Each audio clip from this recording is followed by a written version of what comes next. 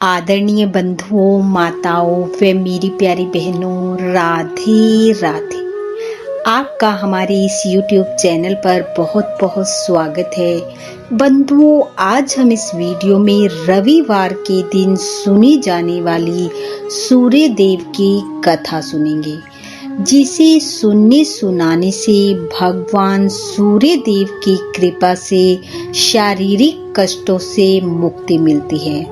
कथा कहानी सुनने के बाद यदि आप हमारे चैनल पर नए हैं तो कृपया हमारे चैनल को सब्सक्राइब करें, बेल आइकन को प्रेस करें ताकि हमारी वीडियो के नोटिफिकेशन सबसे पहले आप तक पहुंचे। वीडियो को शेयर व लाइक भी जरूर करें। बंधुओं, रविवार का दिन सूर्य देव को समर्पित दिन है। इस दिन सूर्य देव की पूजा करना, सूर्य देव को मीठा जल अर्पित करना, कथा कहानी का श्रवण करना जातक के लिए बेहद शुभ होता है। मान्यता के अनुसार जिसकी कुंडली में ग्रहों के राजा सूर्य देव अनुकूल होते हैं, उस जातक के जीवन में सुख समृद्धि भरपूर होती है। व साथ ही मनुष्य शारीरिक व मानसिक संकटों से भी मुक्त होता है।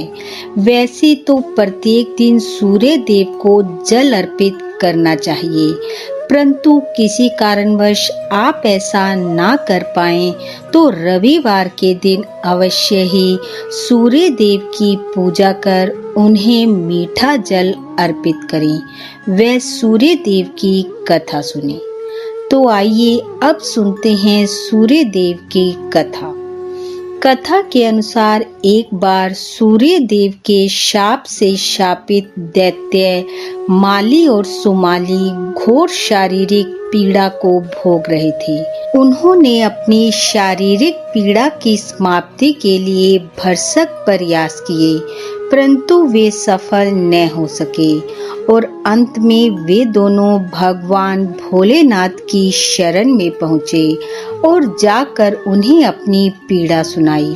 अब भोलेनाथ तो ठहरे भोले, जो भी कोई श्रद्धा व भाव पूर्वक उनकी शरण में जाता है वे उसकी पुकार अवश्य सुनते हैं। जब दैत्य माली और सुमाली ने भोलेनाथ के पास जाकर करुण शब्दों में उनसे प्रार्थना की और कहा कि उन दोनों को सूर्य देव ने श्राप दिया है, जिस कारण वे शारीरिक पीड़ा से पीड़ित हैं, और कहा कि हे भोलेनाथ, अब आप ही हमारी रक्षा कर सकते हैं। उन दैत्यों की प्रार्थना सुनकर भोलेनाथ करुणा से भर गए और उन्होंने अति क्रोधित होते हुए अपने त्रिशूल से कश्यप नंदन सूर्य देव पर प्रहार कर दिया।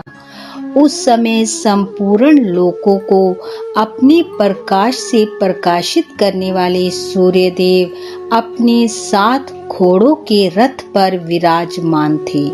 जैसे ही भोलेनाथ का त्रिशूल सूर्य देव को लगा, वे अचेत होकर रथ से नीचे गिर गए और उनके गिरते ही सारी सृष्टि अंधकार में डूब गई। जैसे ही यह बात सूर्य देव के पिता कश्यप जी को पता चली तो वे तुरंत अपने पुत्र के पास पहुँचे।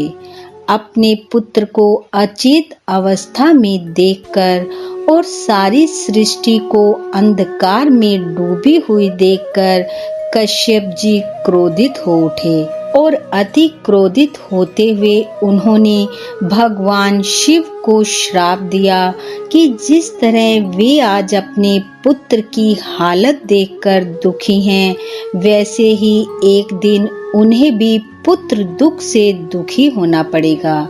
ऋषि कश्यप के ये वचन सुनते ही जब भगवान भोलेनाथ का क्रोध शांत हुआ तो उन्होंने देखा कि संपूर्ण सृष्टि में अंधकार होने से हाहाकार हाहाकार मचा हुआ है।